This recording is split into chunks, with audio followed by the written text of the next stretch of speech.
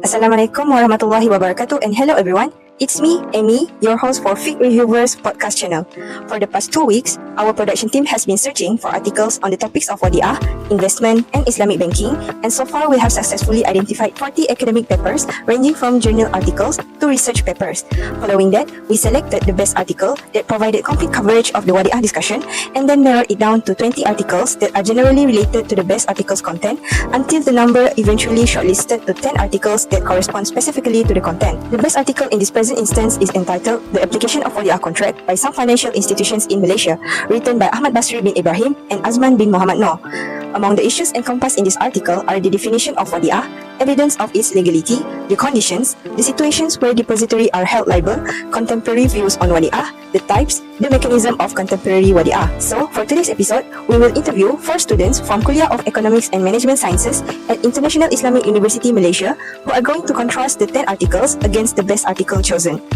Our primary objectives in conducting this interview are to assess students' overall understanding of Wadi'ah and to evaluate the students' critical analytic skills in terms of examining the article's strengths and weaknesses. Without further ado, let us hear their thoughts right this minute. Brother Azza, what are your thoughts on the strengths and weaknesses in the article by Bahri et al. Against the best article written by Ibrahim and Noor? Thank you, Miss Moderator. To answer your question, I will answer for the strength part first. So, Bahri et al. In their paper, in the historical perspective, the article traced the evolution of al-Wadi'ah through different epochs of Islamic civilization. It offers a valuable view of how Wadi'ah has evolved through Islamic history. This provides context for understanding in development and role in different areas. If compared to Ibrahim Noor paper, he did not emphasize about it. Thus, Bahri et al. Article has better explanation in historical perspective. On the other hand, the weakness found in Bahri et al. Article is lack of practical application. It can be seen that Ibrahim Noor paper have practical application. The article in Bahri et al. The article focus on theory and history come at the expense of practical application. Real-world example or case study would be helpful in demonstrating how al-Wadi'ah function in contemporary financial transaction. So, Ibrahim and Noor obviously is better in this aspect than Bahri et al. With respect to the study by Mahbub and Shamo, what are your views regarding its merits and flaws when being compared to Ibrahim and Noor's paper, Sister Maisara? Thank you for your question, Miss Moderator. First of all, I observe that the strength of Mahbub and Shammo lies in its own section on the literature review that even the main article, which is by Ibrahim and Noor, does not have it. In that section, it contains many opinions on Wadi'ah in Islamic banking and its legality or of whether it is permissible to practice or not. Also, being included about Wadi'ah being practiced way back to the Prophet time, where when the Prophet relocated to Madinah, he requested that Ali Ibn Talib stay behind Mecca to give back the products under his depository. Thereby, the literature review becomes the main article. While the weakness located in Mahbub and Shammu's article is when talking about the Wadi'ah pillars. This article does not provide a greater explanation on it. They just briefly point out the pillars and also each scholar's opinion. It can be seen that in Ibrahim and Noor's paper, they are more better and comprehensive in detailing all of the Wadi'ah pillars. So, it makes me prefer to refer to our main article by Ibrahim and Noor for a better understanding. So, Sister Aiza, in the case of Roslan's study, what are your perceptions on its strong points and shortcomings if we contrast her article with Ibrahim and Noor's paper? Thank you, Miss Moderator. I will answer for the strength part first. I noticed that Ruslan has addressed the prospect of Wadi'ah, which is about the bright opportunity in elevating Wadi'ah contract in the future of Islamic banking and financial sector. She found out that there is an ongoing problem with the savings account where the community wants a larger profit sharing, which Islamic banks cannot provide compared to conventional banks that apply an interest-free product. If compared to Ibrahim and Noor's paper, they did not even cover this section. Hence, Ruslan holds advantage at this point. On the other hand, the weakness found in Ruslan's article is lacking in the aspect of the pillars or conditions of Wadi'ah.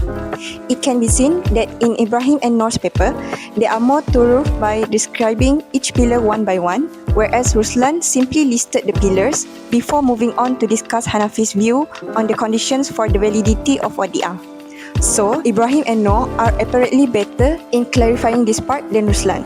That's all. Now, Sister Akbar, what do you think are the article's advantage and disadvantage of Ghazali and Mahfazah's paper that distinguish itself with Ibrahim and Noor's article? Thank you for the question, Miss Moderator. To begin with, I detected that the advantages of Ghazali and Mahfazah lies on its. The authors discuss various types of savings and deposit contracts employed by Islamic financial institutions, including Mudarabah, Wakalah, and Khar al-Hasan. One of the primary applications is the Mudarabah contract, where one party provides capital, another party contributes expertise and labor. If compared to Ibrahim and Noor's paper, the article specifically focused on the application of Wadi'ah contract in Malaysian financial institutions, providing a detailed case study approach. The narrow focus might limit its applicability to other regions or contexts. Thus, Ghazali and Mahfazah's article has a broader focus, covering various savings and deposit contracts in Islamic financial institutions, which might be more useful for comparative studies, while the disadvantages uncovered in Ghazali and Mahfazah's article is the broader scope may result in less detailed analysis of each specific contract type. It can be seen that in Ibrahim and Noor's paper,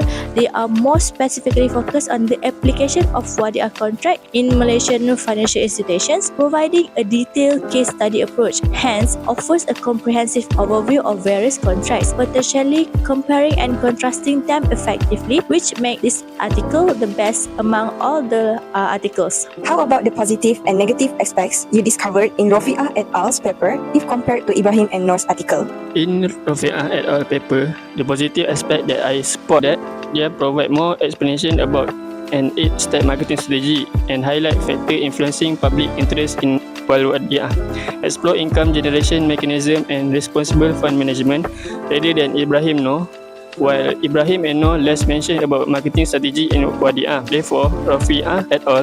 Paper has better explanation of marketing strategy of Wadi'ah in Islamic banking. Now, we talk about the weakness of the article. It doesn't delve into the underlying debate about risk and investment in Wadi'ah. The article mentions risk sharing. It doesn't delve deeper into the underlying debate surrounding risk and investment in Wadi'ah. It is one weakness that clearly noticed from Rafi'ah et al. Paper. Now, what are the plus and drawback you observe while reading Harahap et al.'s article that distinguish itself from the best article of Ibrahim and Noor? In Harahap et al.'s paper, I can easily see that they provide a lot of information gathered from primary and secondary sources, where research papers, books, journals, and also theses from past studies play a big part in completing their article. These methods are similar to what Ibrahim and Noor did for their article. So the approach to use primary and secondary data is important to show their credibility in their article. Now, if we discuss the weakness of Harahap articles, the language they use is unattractive for me to use it as a reference. Due to the different language which is not English, it makes it hard for me to really understand what the writers want to convey. Since Ibrahim and Noor articles are fully written in English, it is easier to understand regarding the topic. Thus, they successfully strengthened its position as the best article written.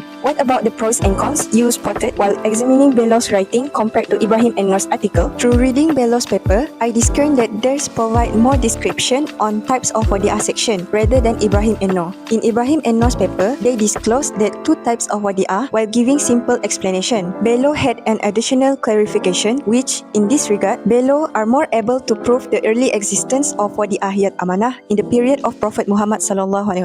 Accordingly, readers are able to relate more about contemporary Wadi'ah and early times of Wadi'ah through Bellow's paper. Now, if we talk about its lackness of references to primary sources demonstrating the legality of Wadi'ah, is the one flaw that stands out from Bellow's paper. Ibrahim and Noor deliver some more details about the subject at hand, in which they added the hadith narrated by Sunan Ibn Majah and Musnad al-Bazar about the permissibility of dealing in Wadi'ah contract, besides the verse 283 from Surah Al-Baqarah, verse 58 from Surah An-Nisa, and a hadith reported by Abu Dawud and At-Tirmizi that has been mentioned in Bellow's paper. So, I presume Ibrahim and Noor have extra points in that matter. Concerning the research done by Desminar, what are your takes on its plus and minus against the best article of Ibrahim and Noor? In Desminar's paper, I can discern that her article provides more explanation about a comprehensive analysis of Wadi'ah contract from a perspective of Fiqh, specifically within the realm of commercial transactions or Muamalat, rather than Ibrahim and Noor. While Ibrahim and Noor mentioned that they provide an in-depth examination of Wadi'ah contracts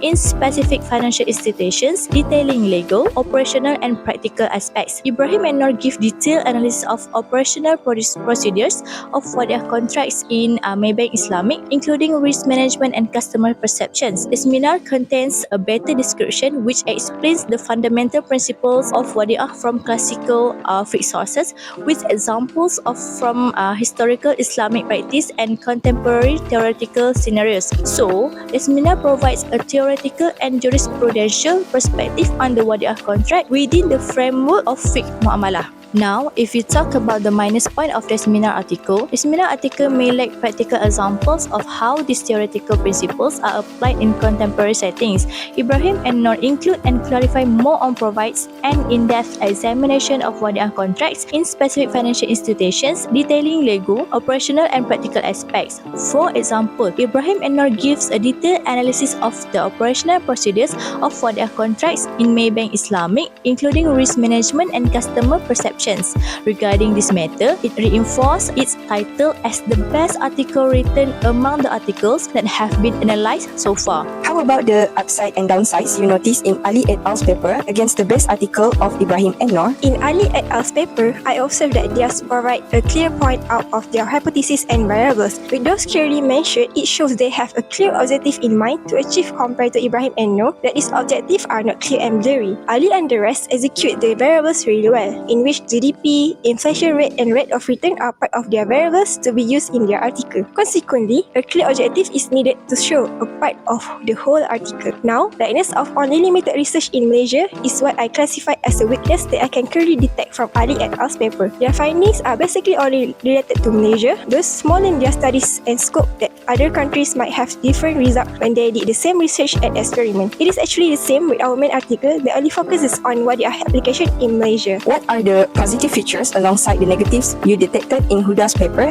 in comparison with Ibrahim and Noor's paper? First and foremost, the strength of Huda's article against Ibrahim and Noor is in her explanation about the comparison of Wadi'ah in fiqh to Wadi'ah in Islamic banking. While in Ibrahim and Noor's paper, they did not cover these differences, but they just briefly explained the two types of Wadi'ah, which is Wadi'ah yad amanah and Wadi'ah yad damanah. Thereby, from this aspect, Huda is able to offer what really differentiates between Wadi'ah in fiqh and Wadi'ah in Islamic banking. While the weakness discovered in Huda is the absence of discourse of the mechanism of contemporary Wadi'ah, which includes savings and current accounts available in Islamic banks today. It can be seen that in Ibrahim and Noor's paper, they were trying to illustrate what has been discussed in numerous areas of Wadi'ah by presenting an example of Wadi'ah contract offered by Bank Islam Malaysia Berhad, while Huda only describes contemporary Wadi'ah in general, which can be difficult for readers to visualize without specific examples. So, I presume that Ibrahim and Noor is still the best article, given that they covered a wide range discussion of Wadi'ah with specific examples at hand. All in all,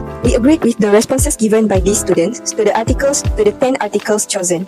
They successfully demonstrated their exceptional knowledge of the topic of Wadi'ah and showcased their ability to criticize articles, which is one of the most valuable skills for the majority of university students pursuing their degree. Through the analysis and review, it is possible to conclude that the best article written by Ahmad Basri bin Ibrahim and Azman bin Mohamed Noor is still considered the best article in discussing the topic of Wadi'ah due to its broad coverage, even if they do not go in depth in some areas. That is where an improvement could transform it into the ideal article on the subject of Wadi'ah. Some of the issues that can be included are the evolution of Wadi'ah through different epochs of Islamic civilization, factors influencing public interest in Wadi'ah, the future prospect of Wadi'ah, as well as the comparison of Wadi'ah yad amanah and Wadi'ah yad damanah. If all of these issues are added to Ibrahim and Noor's paper, it will undoubtedly become the most extensive, inclusive, and exhaustive article in contemporary Wadi'ah discourse, making it rank among the most reliable and accurate sources for any individuals or group interested in exploring the essence of Wadi'ah. So I guess that's it for our podcast today. Don't forget to like, comment, share, and subscribe to our podcast channel for more information and knowledge about fiqh, particularly in the Islamic banking and financial fields. With that, I bid you farewell and wish you a pleasant day ahead. Assalamualaikum warahmatullahi wabarakatuh.